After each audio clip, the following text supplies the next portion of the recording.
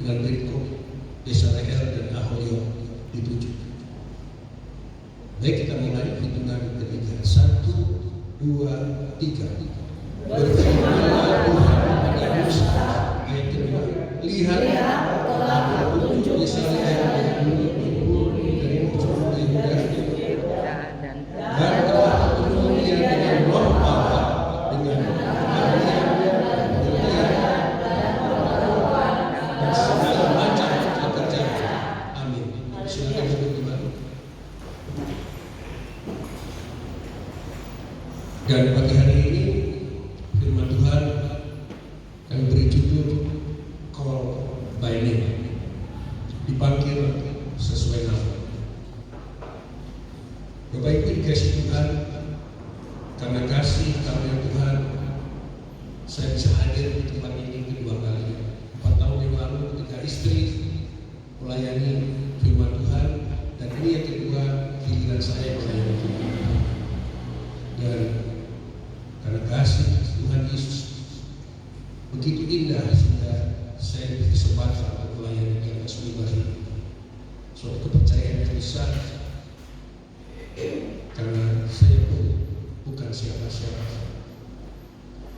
Dan tentu kami juga ucapkan terima kasih kepada Bapak Gembala dan Ibu Rohani di tempat ini, Om Edi, Tante Evelyn, yang begitu dekat dengan kami, jadi pembimbing kami. Dan kami hadir dengan rombongan seperti biasa, istri dari Konturaga, Om Leni Kembuhan yang sudah berumur 92 tahun, jadi tiap doa bagi kami. Ada ponakan, anak saudara kami, Hana, Aik dan Arsen. Itulah kami, keluarga kecil yang kemana-mana memberikan pelayanan. Yang terakhir kami juga berpelayanan yang cukup jauh di Tombaso Baru. Dan terakhir kami juga melakukan KKR di tempat pelelangan ikan di Tumpahan.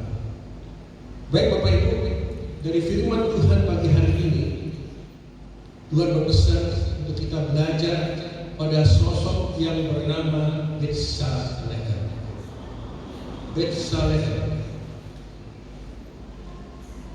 Karena masih banyak orang berpikir bahwa melayani Tuhan itu hanya berkhotbah di atas mimbar, menyanyi, memuji. Dalam pelayanan gereja, pelayanan rohani. Tetapi pagi hari ini, melalui firman Tuhan, Tuhan akan menegaskan sesuatu yang berbeda. Dan ternyata Tuhan juga memanggil seorang yang bukan imam, bukan nabi, bukan rasul, bukan panglima, hanya tukang kayu, yaitu Betsaleel. Dan luar biasanya Bapak Ibu, Tuhan memenuhi dia, Betsaleel, dengan roh Allah untuk bekerja atas tangannya. Tuhan Yesus. Dan secara eksplisit, Betsaleel inilah orang pertama yang dipenuhi oleh roh Allah untuk pekerjaan tangannya. Umumnya dipenuhi roh Allah itu kaitannya dengan pekerjaan yang mulia, untuk perbuatan kepemimpinan dan peperangan. Jemaat yang dikasihi Tuhan Yesus Kristus, pasal 31 ayat 1-11, bagaimana Tuhan mempersiapkan sosok-sosok individu biasa untuk membangun sebuah proyek Tuhan yang besar. Amin. Dan ayat 1, 2, 3, ketiga ayat itu merupakan esensi utama dari seluruh ayat 1 sampai 11. Karena pentingnya ayat ini Bapak Ibu, sehingga ayat ini diulang menjadi 2 kali, dan itu menunjukkan secara teologis adalah sebuah proses konfirmasi. Kenapa? Tadi katakan Tuhan ingin memberikan kedaulatannya bagi manusia untuk membangun sebuah mega proyek. Apa itu? Kemah suci, tabernakel. Sehingga Tuhan harus menyiapkan, mulai dari pasal 25 kalau Bapak Ibu nanti di rumah baca, begitu indahnya, mendetailnya bangunan apa yang harus dibangun. Dan yang pertama adalah tabut suci. Sampai urusan kain-kain Bapak Ibu, mereka campuran-campuran emas tembaganya. Dan pasal 31 ini adalah pasal yang sangat penting, karena inilah proses pembangunan. Glory to Jesus. Haleluya. Jemaat yang dikasihi Tuhan Yesus Kristus, Keluaran 31 ayat 1 saya baca. Berfirmanlah Tuhan kepada Musa. Berfirmanlah Tuhan kepada Musa. Suatu perintah yang tegas. Dan ini adalah serius karena ini mega proyek yang harus diselesaikan Musa bersama bangsa Israel.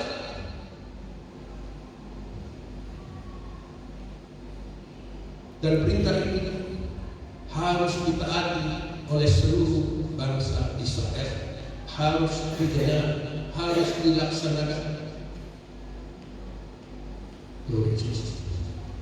Dan ayat 2 ini adalah ayat yang menarik bagi.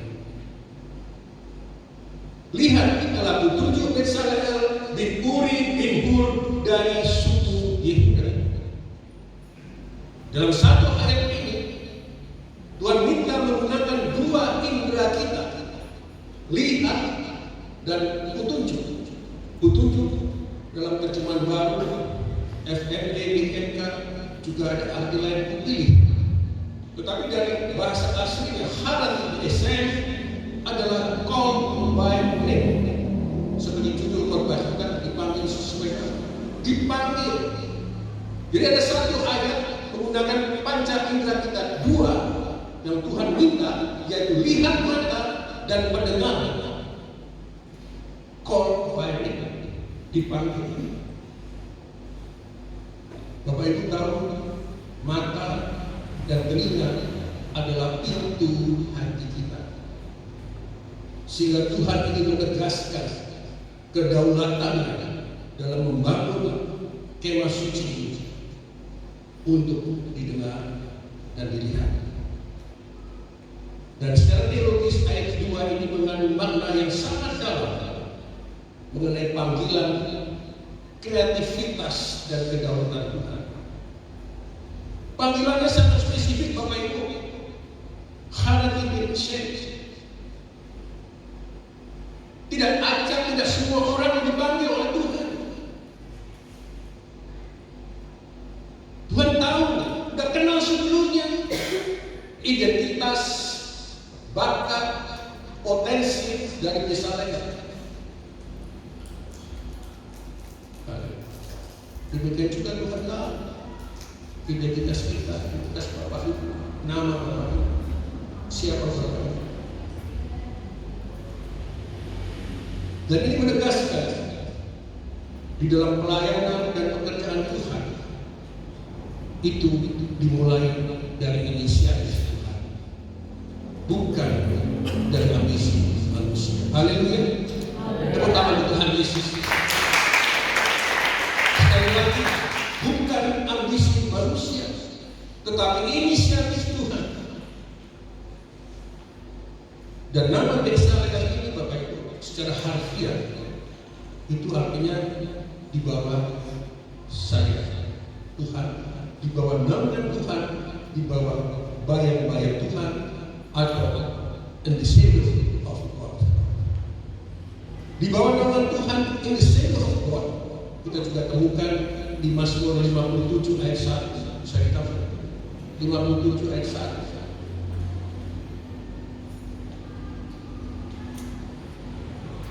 Mazmur 57 ayat 1. Ya.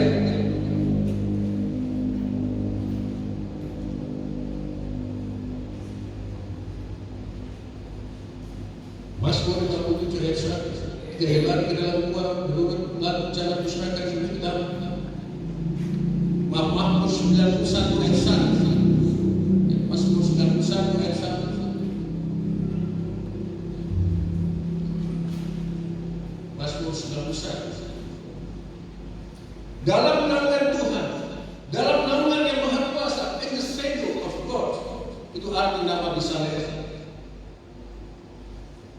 Dan itu menunjukkan nama ini adalah nama yang penuh kuasa. Nama ayahnya Uri, artinya cahaya. Nama obatnya adalah Hur yang membantu Harun untuk mengangkat kedua tangan Musa ke atas gunung ketika Israel melawan orang-orang Amalek. Dari satu keluarga yang betul-betul diberkati dari nama saja. Di bawah naungan sayapnya ada cahaya yang berwarna putih.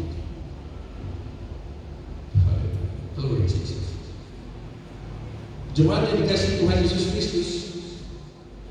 Nah, ketika satu ayat ada dua indera, yaitu dengar atau sama atau sema, atau lihat atau re'eh atau raba, ini adalah pesan yang penting yang ditekankan Tuhan agar manusia itu betul-betul memahami tentang kedaulatan Tuhan. Bukan hanya soal baca indera manusia saja, melainkan soal bagaimana manusia merespon Allah. Dua indera dalam ayat ini menunjukkan bagaimana kita diminta mengenal kedaulatan Tuhan. Sema dan re'eh, dengar dan lihat. Apakah ada ayat yang lain Bapak Ibu tentang sema dan re'eh dalam satu ayat? Ada. Di dalam ayat 42 ayat 5. Mungkin Bapak Ibu sudah pernah membaca itu. Mari kita baca. Itu saya bacakan. Ayat 42 ayat 5. Ayub berkata, hanya dari kata orang saja aku mendengar tentang engkau. Tetapi sekarang mataku sendiri memandang engkau. Haleluya. Ayub menemukan kedaulatan Tuhan. Bagaimana Tuhan melindungi Ayub.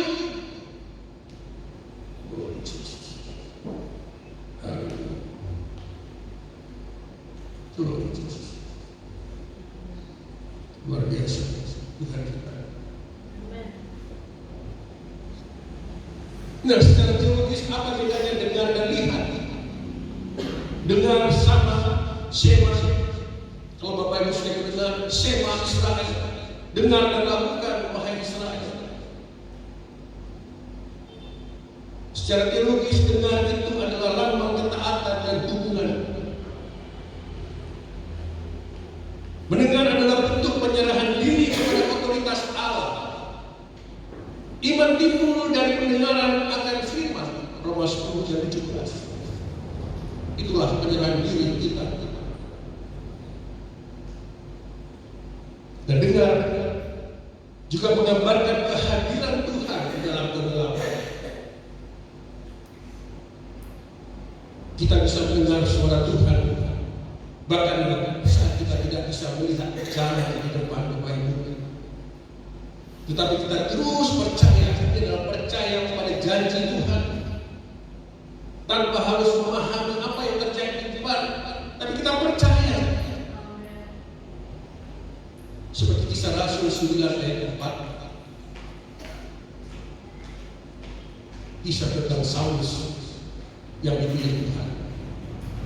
Ia rebah ke tanah dan kedengaranlah olehnya suatu suara yang berkata kepadanya, Saulus, Saulus, mengapakah engkau menganiaya aku?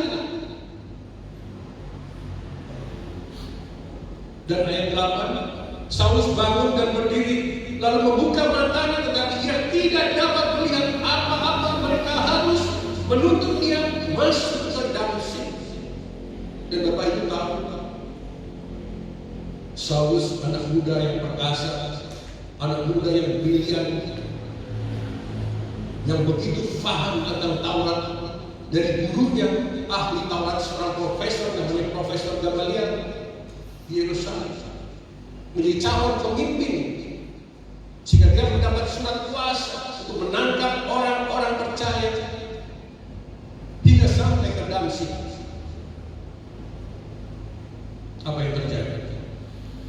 Dia bersama rombongannya sebelum masuk ke kota Damsyik, Tuhan menemui dia dengan cahaya putih yang terang, sehingga dia jatuh dari kudanya, dan melalui pendengaran Tuhan memanggil, Saulus, Saulus. Apakah dia melawan? Ini suara yang begitu berwibawa. Siapakah engkau, Tuhan atau Lord? Aku ini Yesus. Padahal Bapak Ibu, sebelum ke Damsyik, dia menerima surat kuasa itu, hatinya berkobar-kobar dengan baik dia. Hati berkobar-kobar untuk menangkap orang-orang percaya. Padahal hati berkobar-kobar inilah menjadi dasar Saulus nanti akan bertemu dengan Tuhan Yesus. Hati berkobar-kobar ini juga terjadi pada dua orang yang berjalan dari Yerusalem ke Emmaus ketika kebangkitan Tuhan Yesus yang kita rayakan kemarin. Dua orang itu disapa, dihampiri oleh Tuhan Yesus, dan mereka tidak tahu Bapak Ibu, sehingga dalam perjalanan itu hampir 11 km itu ke Emmaus, Tuhan Yesus berbicara tentang firman Tuhan. Dampaknya apa bagi dua orang ini? Berkobar-kobar. Wow, haleluya, luar biasa firman Tuhan. Saulus yang dipilih Tuhan tidak merasa berkobar-kobar itu. Di sisi Saulus adalah kebencian, tapi di sisi Tuhan, dalam perspektif Tuhan, ini pilihan. Dan mendengar itu adalah sifat relasi, sifat hubungan. Mendengar membutuhkan kedekatan dan keheningan. Sehingga betapa luar biasanya Tuhan ketika Saulus mendengar itu, Tuhan tutup mata manusia, Tuhan butakan menjadi mata rohaninya. Agar apa Bapak Ibu, seperti katakan tadi, mata pendengaran adalah pintu hati ke hadapan hati. Jadi hati Saulus ini akan didetoksifikasi, akan dibersihkan segala kebencian. Melalui apa? Ditutup pendengarannya dengan firman Tuhan, matanya ditutup dengan mata rohani Tuhan.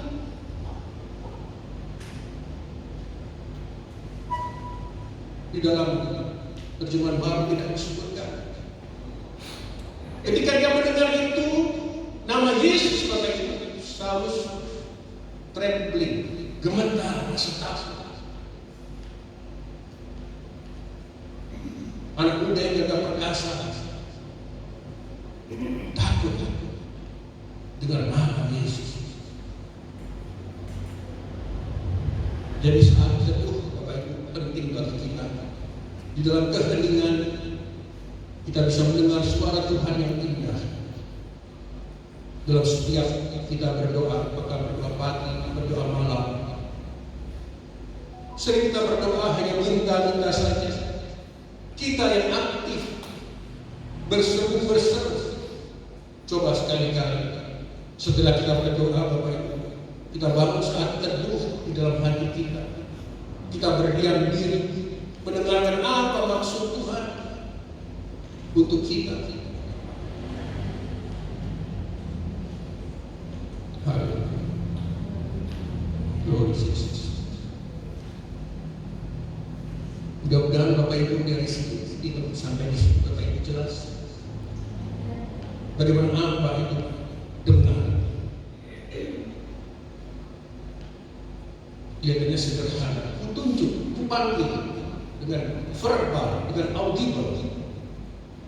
Nah yang kedua Bapak Ibu tentang lihat, re'eh atau ra'ah bahasa aslinya adalah kesadaran dan pengesahan yang sangat dalam dan sangat personal. Lihat itu adalah menunjukkan bukti nyata dari rencana Tuhan. Dan Tuhan ingin manusia mengakui kedaulatannya di dalam karyanya yang dikerjakan Tuhan di depan matanya. Oleh karena itu pendengaran dilengkapilah dengan penglihatan. Di dalam ilmu kedokteran, Bapak Ibu, memang penglihatan ini lebih kompleks, jauh syaratnya lebih rumit daripada pendengaran.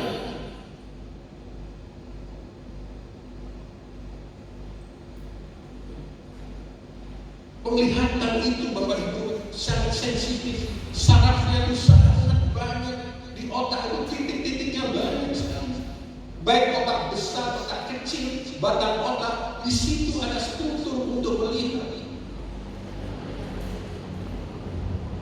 Dan lihat ini adalah perspektif Allah, agar manusia tidak bisa menggunakan logika lagi, logika versi manusia, dan mulai memandang dengan mata iman, seperti yang dilakukan Saulus tadi, yaitu cara pandang Allah. Dan itu adalah momen insight, momen pencerahan.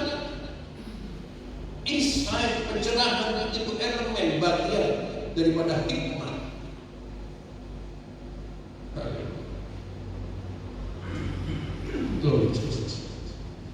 Dan melihat ini adalah kesaksian visual. Kalau mendengar tentang perintah, sekali lagi, kalau mendengar itu urusannya, hubungannya dengan perintah. Tetapi melihat itu hubungannya dengan perjumpaan.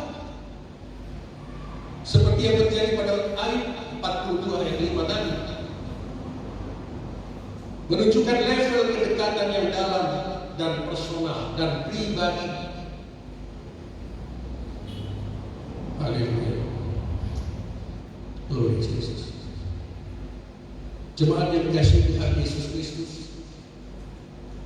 secara teologis, secara mendalam, makna lihat itu ada 4. Yang pertama adalah lihat itu adalah inisiatif Tuhan. Sekarang Tuhan berkata, perhatikanlah baik-baik, aku sendiri yang akan menyediakan solusinya. Jadi Allah tidak hanya memberi perintah, hukum secara verbal, tetapi Allah juga menyediakan penyediaannya atau providence.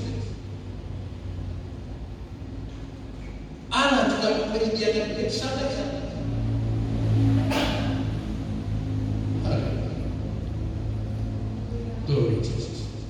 Dan yang kedua, kata lihat yang kelihatannya cukup sederhana, L-I-H-A-T, lihat. Ternyata juga berarti pengesahan ilahi, bahwa pemilihan Yesaia itu bukan keputusan politik gara-gara dia cucunya Hur atau keturunan Yehuda, tidak, atau pilihan manusiawi, tidak, pilihan Musa, tidak. Ini adalah pilihan langsung dari takhta Allah. Dan ketiga, lihat adalah penyingkapan, revelation. Di dalam tradisi kita, melihat itu berhubungan dengan hikmat dan wahyu.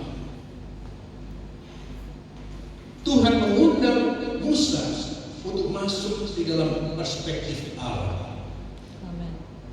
Sehingga Musa melihat seseorang bukan dari permukaan, tetapi dari dalam, melalui karunia roh yang diberikan kepada Musa.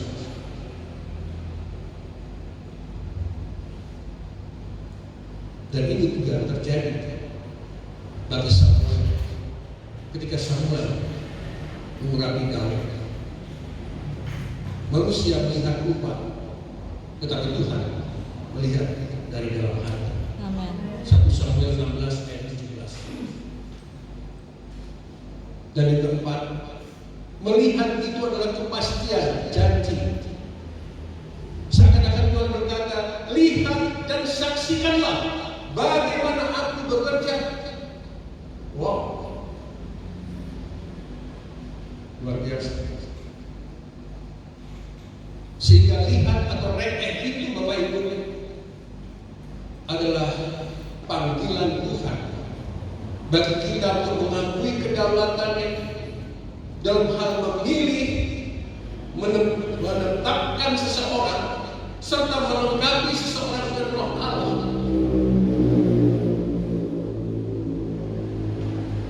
Lihat, tidak sesederhana yang kita pikirkan, bukan. Karena kalau kita melihat atau membaca firman, tidak sesederhana itu. Jadi secara garis besarnya dengar dan lihat. Dengar itu responnya adalah ketaatan iman.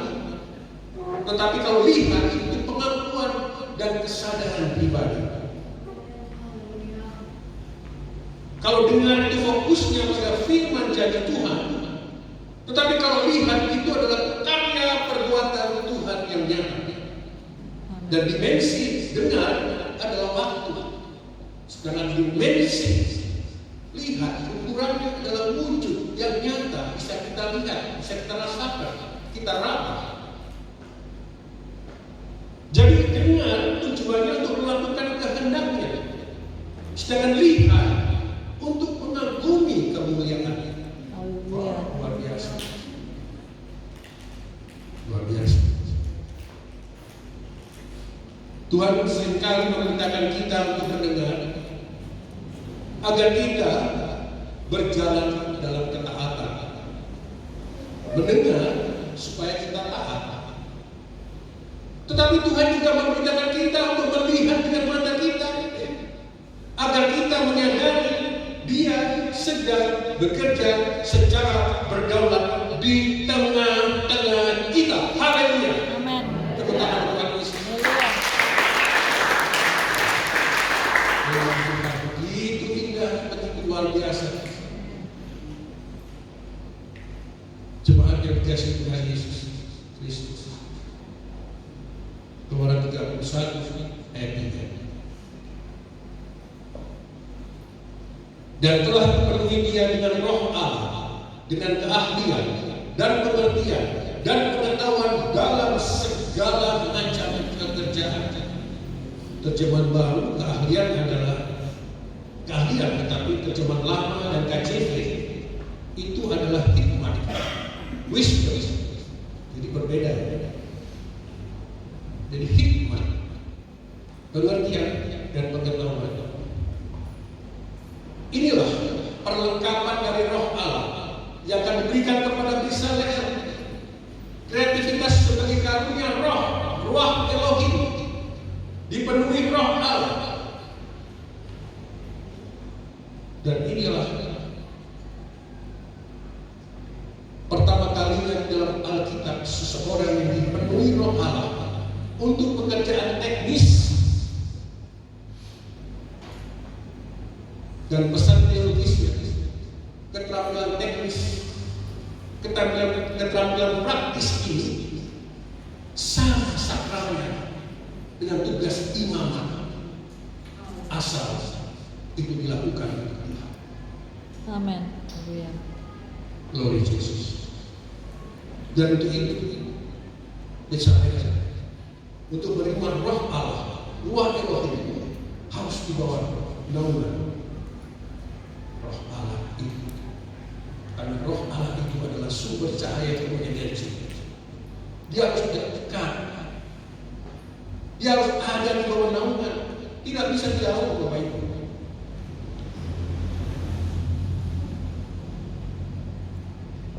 Glory to God. Di dalam Keluaran 31 ayat 3 disebutkan 3 kualitas spesifik tentang Roh Elohim yang bekerja pada Bisaleem, yaitu hikmat, hikmah dalam bahasa aslinya, pengertian, tefuna, dan pengetahuan daat. Dan secara teknis teologis, ketiganya ini bekerja seperti satu proses produksi dari ide sampai ke wujud yang nyata. Dan inilah proses kerja Tuhan. Hikmat, pengertian, dan pengetahuan. Dan hikmat adalah visi Tuhan. Itu adalah tahap ide, blueprint, cetak biru dari Tuhan. Sehingga bila mana Bezalel membuat desain kemah suci, Bezalel tidak mau, Bapak Ibu. Ada rencana Tuhan sudah dimasukkan ke dalam otaknya Bezalel ini. Dan hikmat ini adalah benih kreativitas. Contohnya mudah, Bapak Ibu. Ketika ada sebuah pohon akasia, ketika Bezalel melihat pohon akasia, Bezalel langsung berpikir, bagaimana pohon akasia ini aku bentuk, aku kerjakan untuk jadi sebuah tabut suci. Itu hikmat. Dan yang kedua, tefuna atau pengertian. Itu adalah tahap arsitektur, mengukur berapa emas yang saya perlukan, berapa emas tembaga yang saya campur, bagaimana caranya, berapa banyak kayu akasia yang kami butuhkan untuk membentuk tabut suci, membangun kemah suci.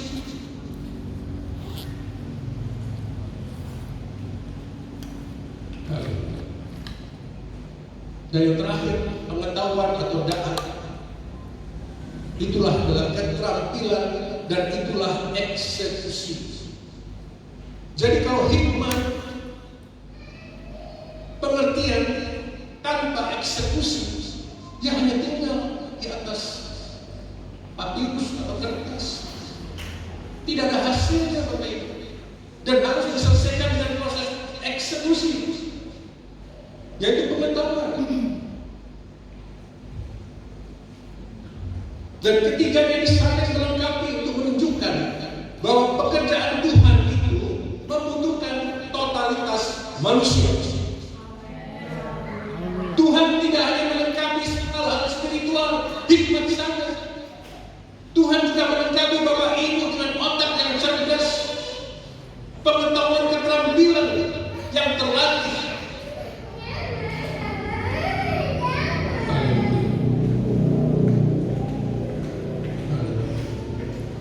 Tadi malam sebelum saya tidur, saya bicara dengan istri. Apa yang membuat bangsa Israel itu pintar, pandai? Selalu jawabannya adalah pilihan Tuhan. Betul, pilihan Tuhan. Jadi mengapa bangsa Israel itu pintar, pandai, kreatif, Bapak Ibu? Yang ini pola kerja Allah ini diterapkan oleh bangsa Israel. Hikmat, pengertian, dan pengetahuan. Dan rahasia ini Bapak Ibu, Tuhan berikan pada kita semua, luar biasa. Amin. Haleluya. Untuk pekerjaan ibu yang berhasil dan sukses, lakukan proses kerja Allah ini. Dan ini rahasia yang luar biasa.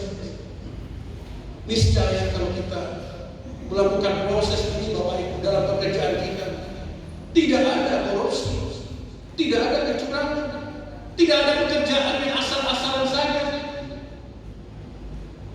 tidak ada pekerjaan yang lambat, tidak produktif, gagal.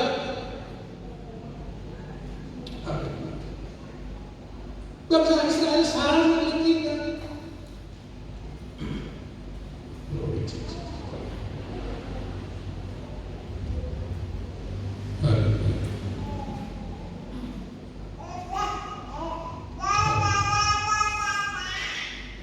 Dan roh Allah ini dalam ayat 3 yang terakhir, segala macam pekerjaan, baik pekerjaan untuk pelayanan Tuhan atau pekerjaan bukan untuk pelayanan Tuhan tetapi untuk Tuhan,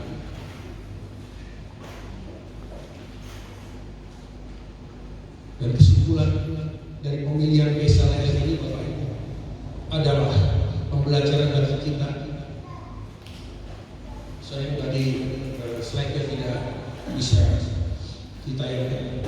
Yang pertama adalah apa yang kita pelajari.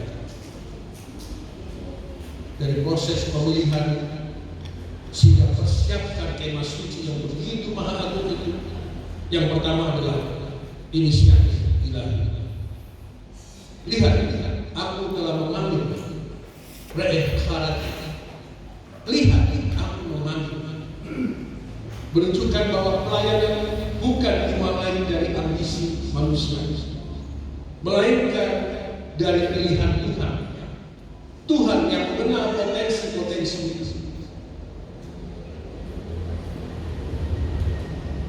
Secara teologis ini menegaskan bahwa setiap tugas yang diberikan Tuhan selalu disertai dengan penetapannya yang penuh berdaulat. Jadi kesimpulan dari pembacaan Yesaya, satu inisiatif Tuhan yang penuh berdaulat. Yang kedua, panggilan yang spesifik, yang khas. Dengan namanya Yesaya, Kharat Yesaya, dipanggil sesuai nama. Berarti Tuhan memanggil Yesaya secara pribadi dan spesifik. Dalam teologi Alkitab, nama itu mewakili hakikat, jiwa, dan identitas. Karena sebagai tanda milik Tuhan, ya, Yesaya 43 ayat 1 memanggil dengan namamu, sebab engkau adalah kepunyaanku. Bapak Ibu, ini semua kepunyaan Tuhan. Kalau begitu, ada orang yang tidak punya nama? Apakah ada orang kehilangan nama? Ada, Bapak Ibu. Saya akan bercerita. Ketika saya bertugas di gawat darurat, baik di Manado ataupun di Surabaya, berapa kali saya menerima pasien datang kecelakaan tidak sadar, tanpa identitas, tanpa nama. Kenapa? Mungkin tidak punya KTP, mungkin tidak punya identitas. Tapi zaman sekarang tidak mungkin, kan?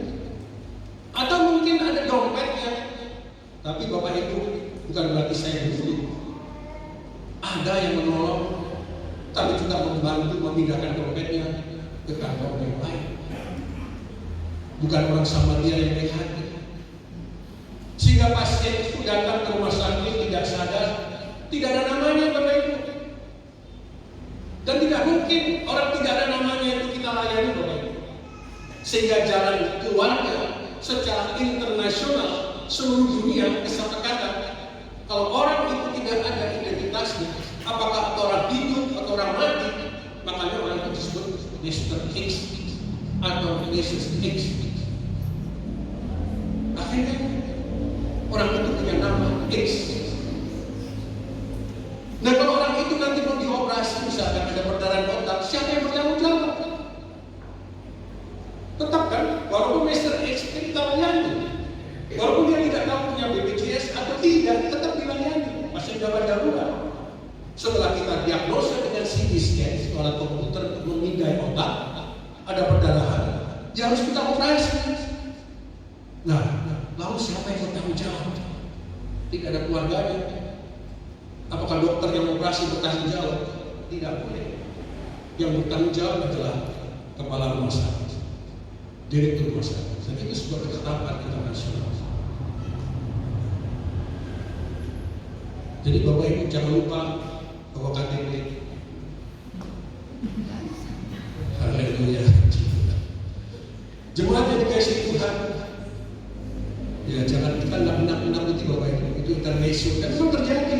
Seseorang datang itu tanpa nama. Jemaat yang dikasihi Tuhan Yesus Kristus, call by name, dipanggil sesuai nama. Tidak hanya bagi Yesaya, tetapi juga bagi Saulus tadi. Kisah Rasul 9 ayat 4. Saulus. Tuhan sudah kenal Saulus, Bapak Ibu. Tuhan sudah mempersiapkan Saulus. Mulai dari kepandaiannya dididik oleh Gamaliel sampai batas di kota Damsyik. Dan disitulah Tuhan beracara buat Saulus. Demikian juga Lukas 19 ayat 5. Bapak Ibu nanti baca. Sakeus turunlah, aku akan menumpang di rumahmu. Tuhan Yesus tidak kenal siapa dia, tapi Tuhan Yesus sudah kenal namanya, Sakeus. Haleluya.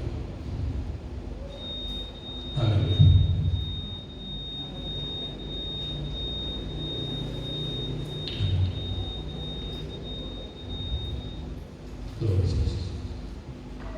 Jadi pemilihan Bezalel juga menjadi sebuah proses sakralisasi pekerjaan tangan, sakralisasi pekerjaan Bapak Ibu sebagai orang-orang biasa, sama halnya dengan Bezalel. Bezalel dipanggil diurapi dengan Roh Allah, bukan untuk menjadi imam atau nabi, melainkan untuk menjadi ahli seni tukang. Dan inilah poin teologis yang revolusioner. Kenapa Bapak Ibu? Karena pekerjaan teknis itu sama sucinya dengan pelayanan di altar. Asal itu untuk pekerjaan Tuhan. Jadi menghapus istilah pekerjaan sekuler atau pekerjaan spiritual atau rohani. Namun Bapak Ibu ingat, bekerja dalam bahasa aslinya adalah avoda. Avoda menjadi ibadah. Dengan kata lain, setiap pekerjaan kita itu adalah ibadah. Amen. Harus menyatakan Tuhan. Amen. Harus memuliakan Tuhan. Haleluya. Haleluya.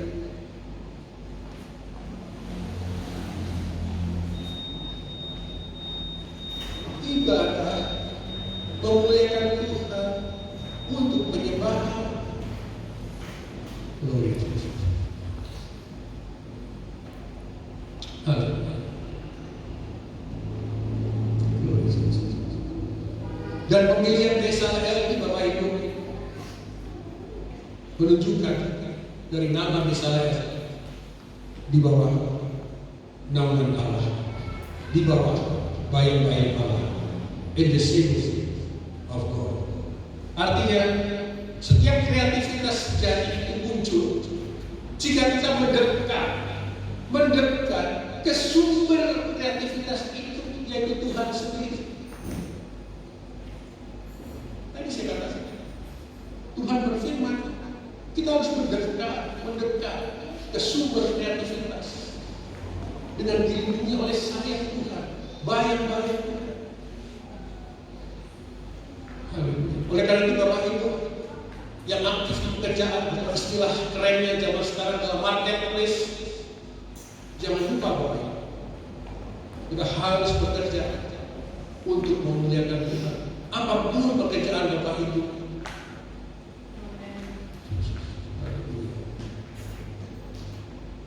haleluya. Glory to Jesus. Dan memang Tuhan bekerja pertama kali di marketplace, bukan di tempat ibadah. Gimana?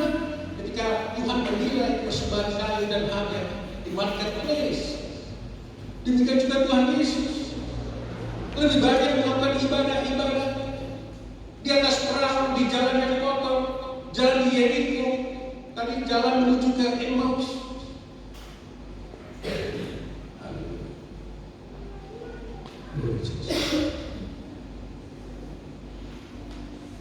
Mari musik sehingga tetap berdekat. Jemaat yang dikasihi Tuhan Yesus Kristus, kabar baik pagi hari ini, Tuhan melalui Bezalel mengajarkan kita, yaitu Tuhan memanggil setiap nama itu spesifik, khusus yang disebut call by name, dengan karunia masing-masing terjadi bagi Bapak Ibu. Apapun talenta Bapak Ibu, mari kita gunakan untuk melayani Tuhan.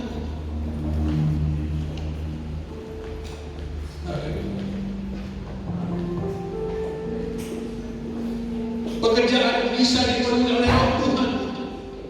Pekerjaan harus menyertakan Roh Tuhan agar kita memperoleh pola kerja Allah tadi, hikmat, pengertian, dan pengetahuan. Glory Jesus.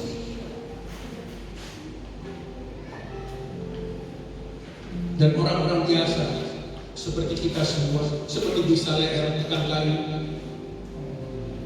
bisa menghadirkan hadirat Tuhan,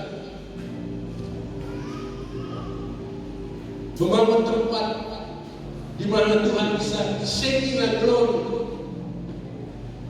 Dan itu Bapak Ibu bisa lakukan ketika Ibu Bapak berjumpa di hadirat Tuhan di tempat ini. Kita bawa pulang ke rumah, ke tempat pekerjaan kita, ke dapur, ke kebun, ke kantor, ke sekolah, di mana kita berada.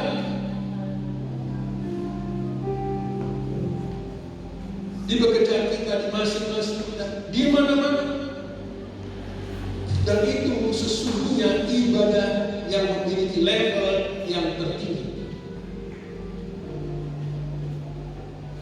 Ibadah level yang di bawah, latrina, liturgi seperti ibadah kami, kemudian ibadah yang bersifat sosial, tempatnya asuhan, anak-anak yatim, tresia, dan ibadah yang tertinggi adalah museum. Bagaimana kita menunjukkan Christ image di depan orang yang tidak percaya, melalui perkataan, melalui sikap kita, melalui perilaku kita. Itu Tuhan kehendaki. Haleluya. Haleluya. Mari bangkit, kita berdiri Bapak Ibu, kita menyanyikan kepada pekerjaan dan Yesus. Haleluya. Haleluya. Glory Jesus. Terima kasih. Kau telah bukakan rahasia pola kerja dan pola kerja Tuhan ini Bapak Ibu. Tuhan telah bukakan di dalam Amsal 19:20. Ini selalu saya ingat. Tuhan membukakan di pikiran saya Amsal 3:19 ayat 20. Ketika Tuhan menciptakan alam semesta, Bapak Ibu, ternyata Tuhan menggunakan pola ini, hikmat, pengertian, dan pengetahuan. Artinya Bapak Ibu, ketika Bezalel membangun tempat suci, dia meneladani cara Tuhan untuk menciptakan alam semesta.